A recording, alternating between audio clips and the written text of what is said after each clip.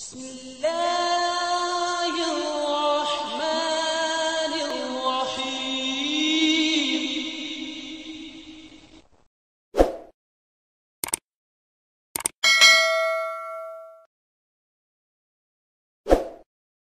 جی جزاک اللہ فضل صاحب، بہت بہت شکریہ۔ تو انہی ایام میں حضرت اقدس مسیح موعود علیہ السلام نے لاہور کے رؤساء کو دعوت بھی دی، اور آپ نے جس طرح کہ مبشر یاس صاحب نے بتایا کہ ان دنوں آپ کی طبیعت بھی کوئی اتنی اچھی نہیں تھی، لیکن اس کے باوجود آپ نے تقریباً 2 گھنٹے کی تقریر فرمائی۔ تو اس کے بارے میں کچھ تفصیل بتائیں۔ یہ حضرت مسیح موعود علیہ السلام کے آنے سے ایک جو بریک تھرو ہوا ہے کہ جو ایلیٹ تھی، رؤساء تھے، جو وہ کسی کی بات نہیں سنتے، عام طور پہ ان کے میں کوئی ایک تکبر ہوتا ہے، تو وہ ایک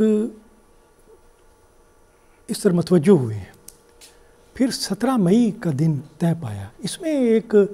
ابراہیم صاحب، سلطان ابراہیم صاحب تھے، وہ احمد شاہ عبدالی کی فیملی سے تھے، وہ بھی آئے ہیں، ملے ہیں، اور اس سے پھر بات وغیرہ ہوئی ہے۔ تو اس پہ تجویز ہوئی کہ بھئی 17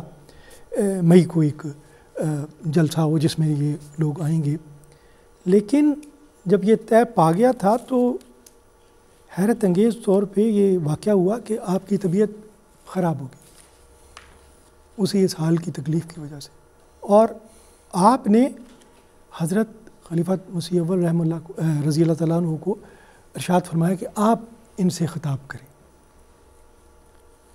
تو لیکن پھر الہام ہوا کہ میں ساتھ ہوں،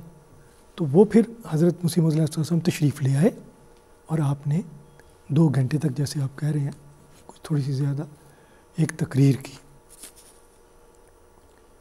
اور یہ بڑی امپارٹنٹ بات، اپنی ساری انہوں نے وضاحت کی کہ میرا کیا دعوی نبوت ہے۔ اس میں آپ نے فرمایا کہ میرا جو دعویٰ ہے وہ مکالمہ مخاطبہ ہے، اللہ تعالیٰ مجھے غیب کی خبریں دیتا ہے۔ لوگوں کو، اوروں کو بھی اللہ تعالیٰ نے غیب کی خبریں ماضی میں دی ہیں، لیکن میرا اس کمال تک پہنچ گیا ہے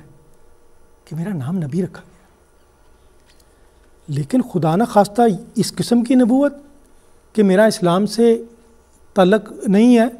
یا میں نعوذ باللہ حضرت صلی اللہ علیہ وسلم کے مقابل پہ کھڑا ہو گیا ہوں، یا میں قرآن کو میں نہیں سمجھتا، اس سے کوئی میرا تعلق نہیں، اس قسم کی نبوت سے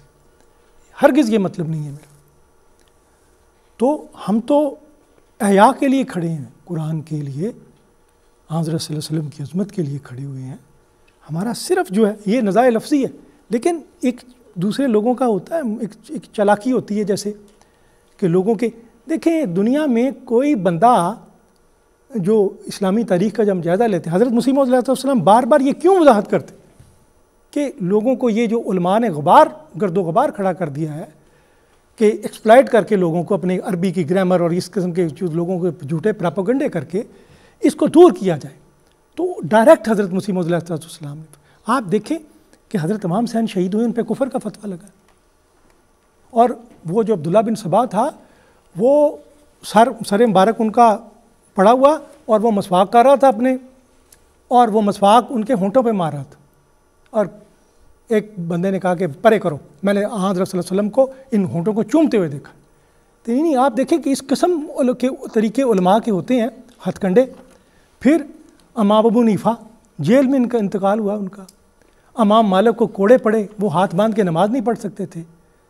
اور اس کے بعد امام ابن تیمیہ جو ہیں وہ جیل میں ان کا انتقال ہوا ہے۔ امام بخاری کو اتنا لوگوں نے تنگ کیا، موت کی دعائیں مانگتے، یعنی اس پوری ایک ہسٹری ہے ہماری بھری ہوئی۔ اس پر حضرت صاحب نے فرمایا کہ میرا جو نبوت کا دعویٰ ہے وہ یہ ہے کہ اللہ تعالیٰ سے مجھے مکالمہ مخاطبہ کا شرف حاصل ہوا ہے،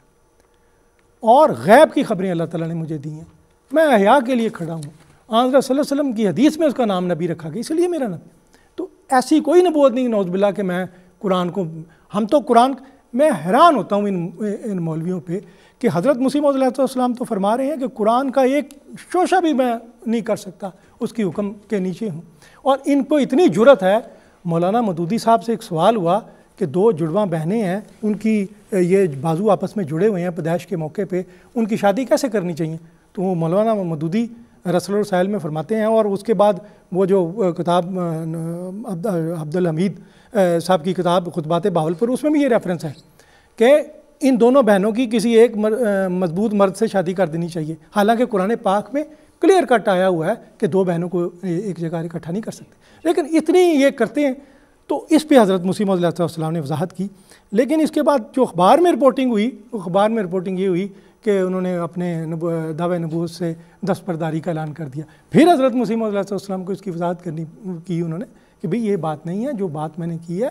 جن میں اللہ نے میں اگر اس سے انکار کروں اس معنوں میں تو میں گناہ گار ہوں۔ تو اس طرح حضرت مسیح موعود علیہ السلام نے